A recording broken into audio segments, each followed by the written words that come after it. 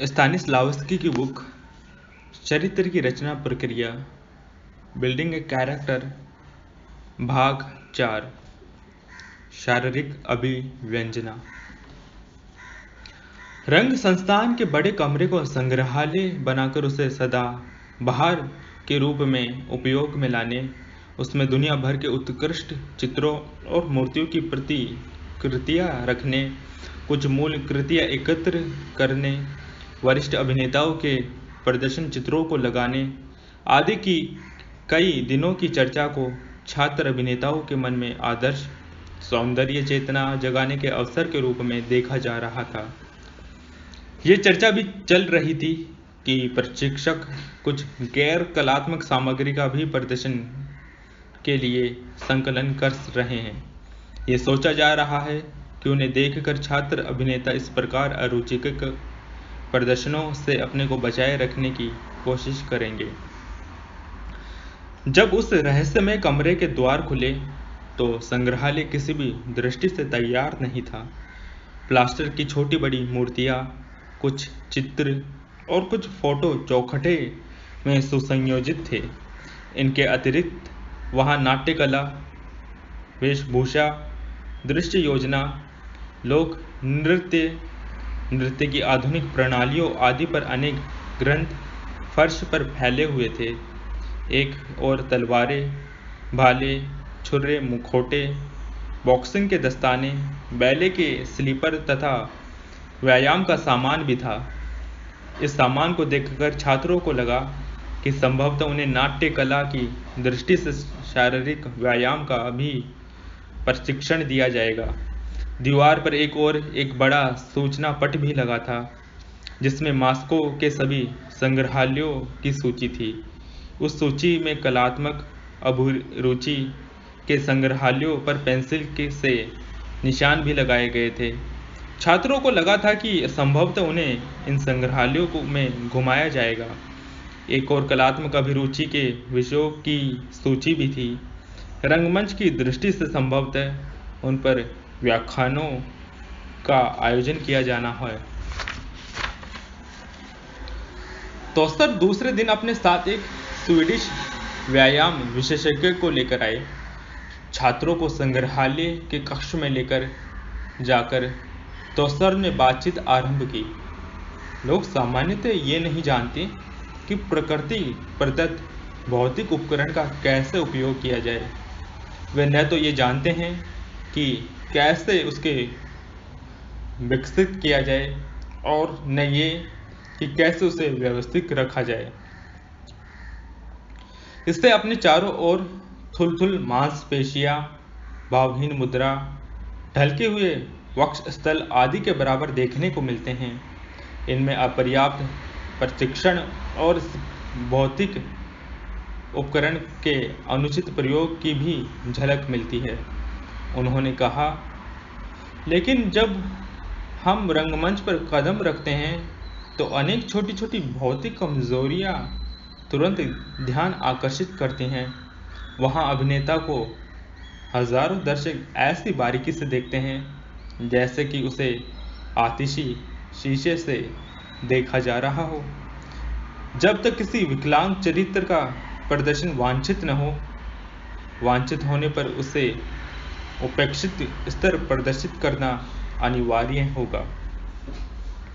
अभिनेता को सहज गतियां करनी चाहिए ताकि जो प्रभाव वो छोड़ता है उसमें वृद्धि हो, उसमें कोई व्यवधान न पड़े। इसके लिए स्वस्थ और गतिशील शरीर होना एक अनिवार्य शर्त है। ऐसा शरीर ही असामान्य नियंत्रण रख सकता है। इस कक्षा के आरंभ से तुम बहुत आगे निकल आए हो। नियमित दैनिक व्यायाम ने केवल उन मांसपेशियों और जोड़ों को जिनका तुम सामान्य जीवन में प्रयोग करते हो और जिनकी तुम्हें जानकारी तक नहीं है, बड़ा लचीला और फुर्तीला बना दिया है। बिना व्यायाम के सभी मांसपेशियां शिथिल हो जाती हैं। उन्हें फिर से क्रियाशील और स्वस्थ बनाने से हम उन्हें नई गतिविधियां प्रदान करने में समर्थ हुए हैं। नई संवेदनाओं का हमें अनुभव हुआ है और हमने कार्य और अभिव्यंजना की बड़ी सूक्ष्म संभावनाएं विकसित की हैं। व्यायाम तुम्हारे भौतिक उपकरण को अधिक गतिशील, लचीला, अभिव्यंजनात्मक और अधिक संवेदनात्मक बनाता है। तो सर ने कुछ देर के बाद अपने छात्रों से पूछा था कि क्या तुम्हें सर्कस में भाग लेने वाले व्यक्तियों का शारीरिक विन्यास अच्छा लगता है? जवाब में उन्होंने स्वयं कहा था कि उनके अत्यधिक मजबूत खंभे और सांड के समान कसी हुई मांसपेशियां उन्हें बिल्कुल भी अच्छी नहीं लगती। रंगमंच के लिए इस प्रकार के शरीर विन्यास को उन्होंने सर्वथा अनावश्यक बताया था। रंगमंच के लिए मजबूत और सशक्त शरीर की आवश्यकता तो होती है, लेकिन वो अच्छे अनुपातों में विकसित होना चाहिए। भली प्रकार सुव्यवस्थित, लेकिन उसमें किसी प्रकार का स्वाभाविक अतिरेक नहीं होना चाहिए। रंगमंच के लिए जिस व्यायाम की ज़रूरत है वो शरीर को फुलाने वाला नहीं, वरन उससे अच्छा स्वरूप प्रदान करने वाला होना चाहिए।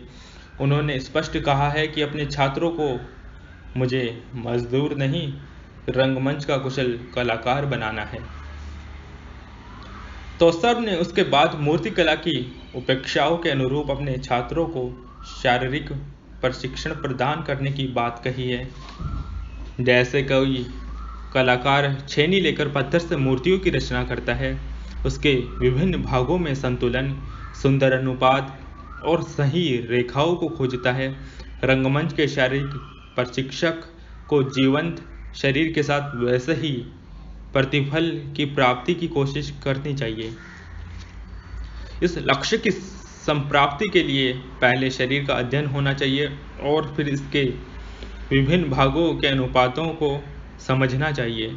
कमियां खोज लेने पर उन्हें सुधारना चाहिए। प्रकृति ने जिसे अधूरा छोड़ दिया है उसे विकसित किया जाना चाहिए, जिससे कंधों और वक्ष की मांसपेशियों विकसित की जा सके। कुछ लोगों में चौड़े कंधे और बेलनाकार छातियां होती हैं। व्यायाम से इन दोषों को बढ़ने से रोका जा सकता है, क्योंकि अगर पैरों में समानुपातिकता का अभाव है तो उनकी ओर ध्यान दिया जाए। मांसपेशियां की संरचना को थोड़ा बड़ा देने से पूर्ण और उचित स्वरूप व्यवस्थित किया जा सकता है। इन उद्देश्यों की सिद्धि के लिए शारीरिक अभ्यास का निर्माण करना बहुत जरूरी है। शेष जो है उसे आकृति का वस्त्र भूषा विशेषज्ञ, अच्छा दर्जी और अच्छा मोची सुधार सकता है।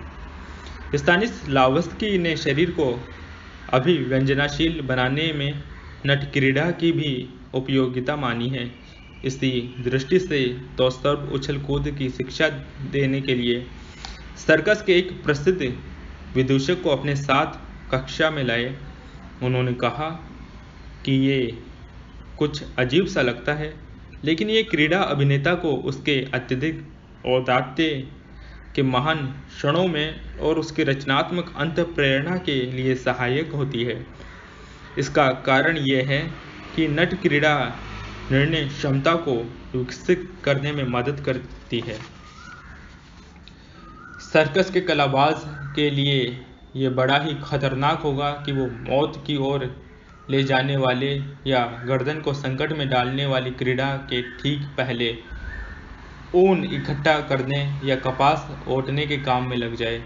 इस तरह के क्षणों में निर्णय के लिए कोई अवकाश नहीं होता और उसे सोच विचार के लिए रुके बिना अपने को संयोग और अपनी कला के हाथों में सौंप देना होता है।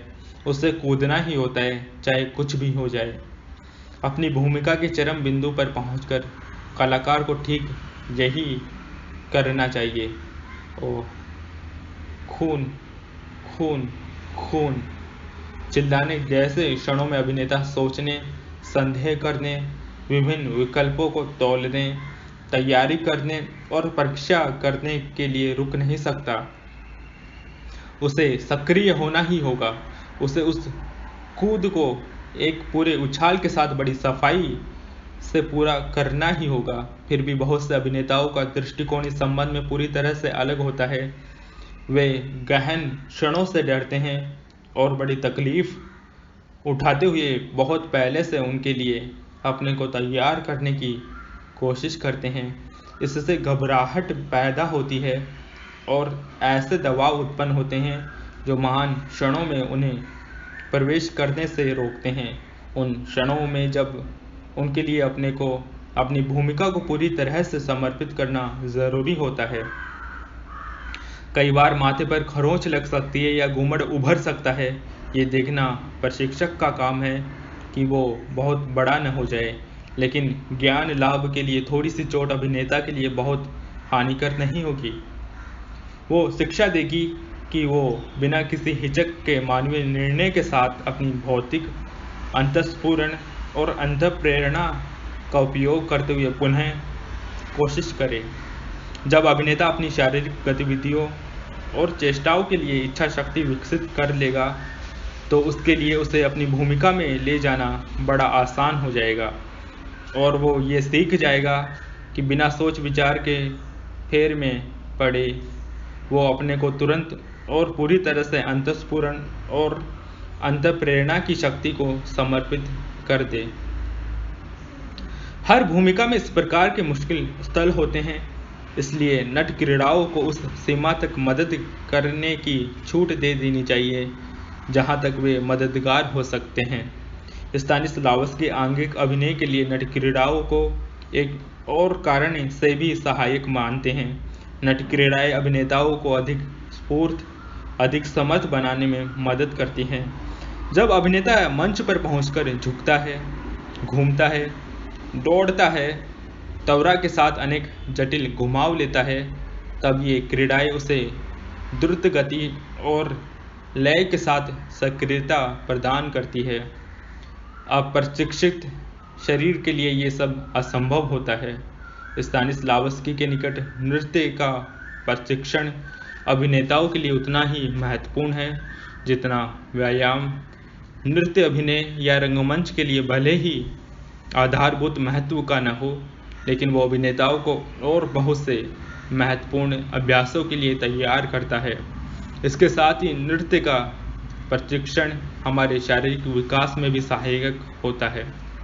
ये शरीर को केवल सीधा ही नहीं बनाता वरन उसकी सक्रियता को उन्मुक्त करता है, उसे व्यापक बनाता है, उसे सुनिश्चित रूप और पूर्णता प्रदान करता है। ये बहुत महत्वपूर्ण है क्योंकि सीधी कटावधार मुद्राएं रंगमंच के लिए उचित नहीं होती। उन्होंने आगे कहा कि नृत्य को मैं इसलिए भी महत्वपूर्ण मानता हूँ क्योंकि वो हाथों, पैरों और पीठ की स्थितियों के लिए बड़ा विलक्षण संशोधक होता है। कुछ लोगों की छाती भीतर धंसी होती है, उनके कंधे कुबड़ की भांति आगे उठे रहते हैं और उनकी बाहें उनके सामने हिलती डुलती रहती हैं और जब वे चलते हैं तो वे अपने पेट या जांघों से टकराते हैं। कुछ लोगों के कंधे पीछे की ओर झुके और छाती मुर्गों की भांति फूली हुई होती है, उनका पेट भी कुछ निकला होता है, उनके हाथ उनके पीछे लटकते रहते हैं। स्तानिस्लावस्की की दृष्टि से रंगमंच के लिए न तो पहला और न दूसरा स्वरूप ही उचित कहा जा सकता है। बाहें एक तो बगल में लटकी रहनी चाहिए, दूसरे कोहनियाँ शरीर के बाहर की ओर होनी चाहिए, लेकिन ये बहुत अनुशासित ढंग से होना चाहिए क्योंकि अतिरंजना शरीर की भावभंगिमा को ही नहीं बिगाड़ेगी, वो उद्देश्य को भी नष्ट कर देगी। पैरों की स्थिति भी कम महत्वपूर्ण नहीं, अगर वो गलत है तो पूरी आकृति बिगड़ जाएगी। आदमी बेडौल, भारी भरकम और एक और झुक जाएगा। बहुत सी महिलाओं के पैर कूल्हे से लेकर घुटनों तक भीतर घूमे रहते हैं। ये अवस्था उनके पैरों के तलवों के साथ भी होती है। उनकी एड़ियाँ बाहर की ओर और पंजे भीतर घूमे होते हैं। उन्होंने बैले के अभ्यास को इन दोषों को विलक्षण ढंग से सुधारने वाला माना है। वे पैरों को कूल्हों की ओर बाहर घुमा देते हैं और फिर उन्हें सही कोण में व्यवस्थित कर देते हैं। ये क्रिया उनकी स्थूलता को कम कर देती है। कूल्हे पर पैरों की सही स्थिति उनके पंजों और एड़ियों को प्रभावित करती है। हर चीज़ एक रेखा में आ जाती है। जब पैर वैसे ही रहते हैं जैसे उन्हें होना चाहिए, तो पंजे भी वैसे ही हो जाते हैं जैसे उन्हें होना चाहिए। संयोग से नृत्य की बहुत सी गतिविधियां इस अवस्था तक पहुंचाने में सहायक होती हैं। वे पैरों की अनेक अवस्थाओं और स्थितियों पर आधारित हैं, जिनमें कूल्हे के पास पैरों का बाहर निकलना ज़रूरी है और पैर उचित रूप से ज़मीन पर जमे होते हैं। शरीर को ये अवस्था प्रदान करने के लिए वे प्रायः एक और आसान दैनिक अभ्यास की सिफारिश करते हैं। अपने बाएं पैर के पंजों को जितना हो सके बाहर की ओर घुमाकर दाहिने पैर को उसके सामने कुछ इस प्रकार रखना कि पंजे यथासंभव बाहर की ओर हों। ये करते समय दाहिने पैर को पंजे बाएं पैर की एड़ी को छूने चाहिए और बाएं पैर के तलवे दाहिने पैर की एड़ी के पास होने चाहिए। ये करते हुए शुरू में अपना संतुलन बनाए रखने के लिए कुर्सी को पकड़ना होगा, अपने घुटनों को काफ़ी घुमाना होगा और पूरे शरीर को भी मोड़ना होगा। लेकिन कोशिश करनी होगी कि व्यक्ति स्वयं उसके पैर और शरीर भी सीधे रहें। इस सीधे रहने की कोशिश में कूल्हे पर अपने पैरों को बाहर की ओर बलपूर्वक घुमाना होगा। आरंभ में पैर एक साथ पास नहीं आ सकेंगे, लेकिन जब तक वे नहीं आते अपने को सीधा नहीं बनाया जा सकता। समय के साथ पैर जैसे जैसे बाहर की ओर घूमने लगेंगे, ये अवस्था प्राप्त हो जाएगी। एक बार जब ये हो जाएगा तो हर दिन इसे करना होगा।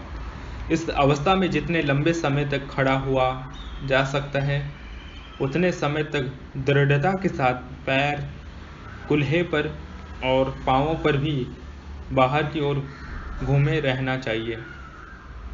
शरीर की संयमता और अभिव्यंजनाशीलता के समान ही बाहों और पैरों, कलाई, अंगुलियों और कोहनियों को अंतिम सीमा तक मोड़े जाने के व्यापारों का भी समान महत्व है। इस कार्य में स्तानिस्लावस्की ने नृत्य, नाटिका और अन्य प्रकार के नृत्य अभ्यासों का बहुत अधिक योग माना है। नृत्य में पैर और पंजे धरती पर फिसलते हुए अनेक प्रकार की चरण भंगिमाएं बनाते हुए बड़े ही प्रखर रूप में अभिव्यंजनाशील होते हैं। वे कागज की एक शीट पर एक जटिल आकृति की संरचना करती हुई कलम के समान होते हैं। जब कोई पंजों पर उठता है तो दौड़ने का संकेत होता है। पैर और पंजे मरोड़ को कम करते हैं, सिद्धता का गुण प्रदान करते हैं, गरिमा में बनाते हैं, नृत्य की लय और उठान को प्रखर बनाते हैं। अभिनेता को बैले से पहले से विकसित किए गए तरीकों का लाभ उठाना चाहिए। जहाँ तक कलाई और अन्य अंगों की बात है, बैले के अभ्यास से उनकी गतिविधियों में कोई लाभ संभव है। स्तानिस्लावस्की इसे नहीं मानते, लेकिन बैले के अनुशासन में एक और वस्तु का महत्व है जो अभिनेता के भौतिक उपकरणों, शरीर के लचीलेपन का उपयोग, सामान्य भावभंगिमा और व्यापार के लिए अधिक तथा अधिकाधिक विकास के लिए उपयोगी है। हमारा मेरुदंड जो सभी दिशाओं में झुकता है, एक सर्पिल कमानी जैसा है। ज़रूरत उसे आधार भूमि में दृढ़ता के साथ व्यवस्थित करने की है। मेरुदंड के सबसे निचले भाग को घुमाव के साथ बड़ी दृढ़ता से व्यवस्थित करना चाहिए। अगर व्यक्ति को ये लगता है कि मेरुदंड का वह तथाकथित पेंच मजबूत है, शरीर के ऊपरी भाग को सहारा देता है, गुरुत्वाकर्षण के केंद्र में स्थित है, स्थिर है और सीधा भी है, तो ठीक है। लेकिन अगर उसे लगता है कि वस्तुस्थिति इससे उल्टी है, उसका मेरुदंड नहीं है और परिणामतः उसका पूरा धड़ अपनी स्थिरता, अपना सीधापन खो रहा है, वो विरूप हो रहा है और इसके साथ ही उसकी गति में शोभा और लचीलापन नहीं रहा, तो ये स्थिति ठीक नहीं है। इस कल्पित पेंच या केंद्र बिंदु की जो मेरुदंड को ऊपर पकड़े रखता है, नृत्य नाटिका की कला में बड़ी महत्वपूर्ण भूमिका रहती है। इसका लाभ अभिनेता को उठाना चाहिए और अपनी नृत्य की कक्षाओं से मेरुदंड को विकसित करने, फिर से शक्तिमान बनाने और उसे व्यवस्थित करने की शिक्षा लेनी चाहिए। स्तानिस्लावस्की ने इस कार्य के लिए घर पर प्रयोग करने की आसान और परंपरागत प्रणालियों का भी समर्थन किया है। इस संबंध में तोल्स्टॉय के हवाले से वे कहते हैं कि पूर्व काल में फ्रांसीसी धाराएं गोल कंधों वाले बच्चों का सख्त फर्श या मेज पर घंटों इस तरह सीधे लिटा देती थी कि उनके सिर का पिछला हिस्सा कमर और रीढ़ सतह को छूती रहे। गोल कंधों वाले बच्चों के कंधों को सीधा करने का एक और तरीका भी है। तोल्स्टॉय कहते हैं, छाया उनके बाजुओं को पीछे घुमाकर बाजुओं और कमर के बीच में एक डंडा घुसा देती है। बच्चा जब अपनी स्वाभाविक मुद्रा में आने की कोशिश करता था तो उसके बाजू डंडे को कमर की ओर दबाते थे। इस दबाव से बचने के लिए बच्चे का शरीर सीधा होता था। बच्चों को इसी मुद्रा में घंटों चलाया जाता था, जिससे उसका मेरुदंड धीरे धीरे सीधा हो जाए। शारीरिक व्यायामों गतियों को विषम रूप तक विकसित कर देता है, यहाँ तक कि उनकी लय सैनिकों जैसी लोचहीन हो जाती है, जबकि नृत्य मुद्राओं में लचक, फुर्तीलापन, व्यापकता और आरोह अवरोह पैदा कर देता है। दोनों मिलकर ऐसी मुद्राओं की रचना करने में सक्षम होते हैं जो रेखा, रूप, दिशा और लय लिए होती है। शारीरिक व्यायाम की गतिविधियां सीधी रेखाओं में होती हैं, लेकिन नृत्य की रेखाएं बड़ी जटिल और विविधतापूर्ण होती हैं। फिर भी नृत्य नाटिका और नृत्य अस्तर रूप की भव्यता में अतिरेक तक ले जाते हैं तथा अतिरंजित गरिमा एवं प्रभावाधिक्य उत्पन्न करते हैं। ये अच्छा नहीं होता। इन अनुपात रहित और अतिरेकपूर्ण गतिविधियों में पुरुष और स्त्री दोनों ही प्रकार के नृतक आवश्यकता से अधिक शोभा और जगमगाहट उत्पन्न करना चाहते हैं। ये विभिन्न मुद्राओं की संरचना को संवेदनशीलता, बनावटीपन और अस्वाभाविकता तथा कभी-कभी अशोभनीय अतिरंजना से भर देता है। रंगमंच पर इन आवृत्तियों से बचने के लिए कोई भी आंगिक चेष्टा केवल प्रदर्शन के लिए ही नहीं की जानी चाहिए। अभिनेता को प्रत्येक गतिविधि का हमेशा कोई उद्देश्य होना चाहिए। उसकी भूमिका के सारत्व में उसका संबंध अवश्य होना चाहिए।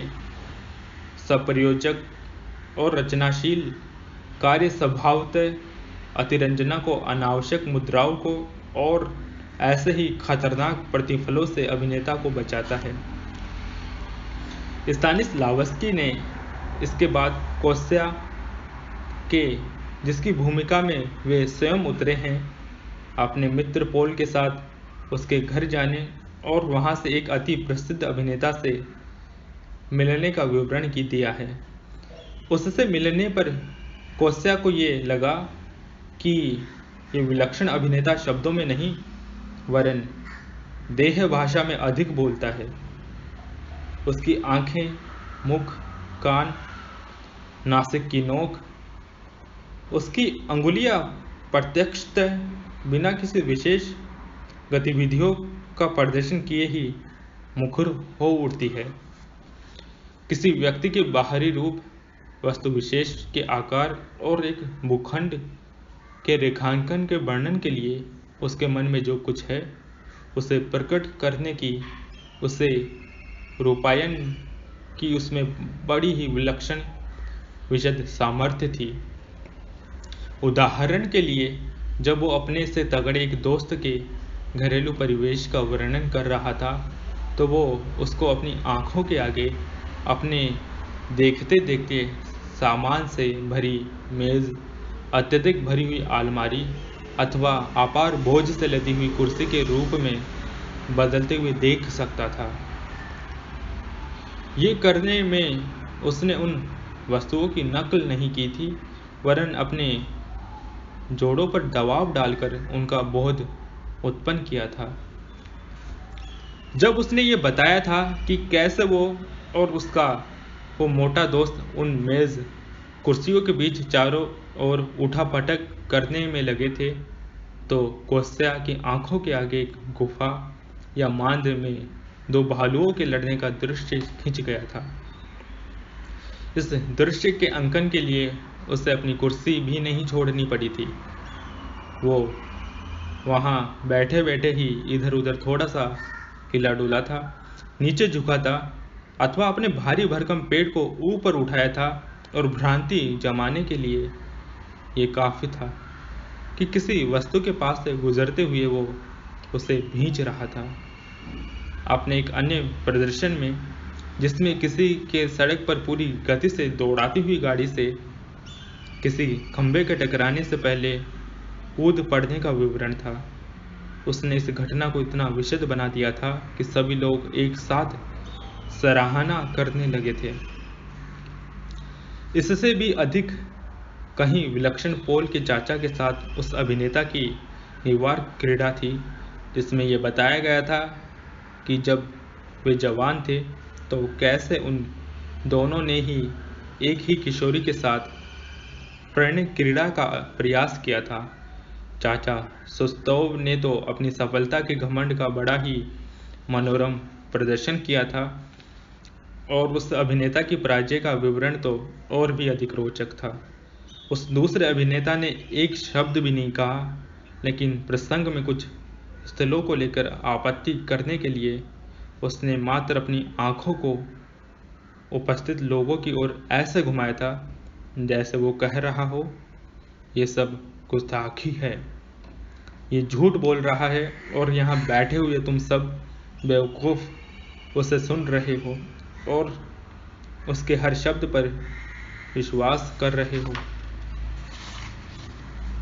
एक क्षण को तो वो मोटा आदमी ये बहाना करते हुए ही वो हताश और परेशान है, अपनी आंखें बंद किए हुए बैठा रहा था, अपने सिर को पीछे डाले निश्चेष्ट बना रहा था, और तब अपने कानों को हिलाया डुलाया था।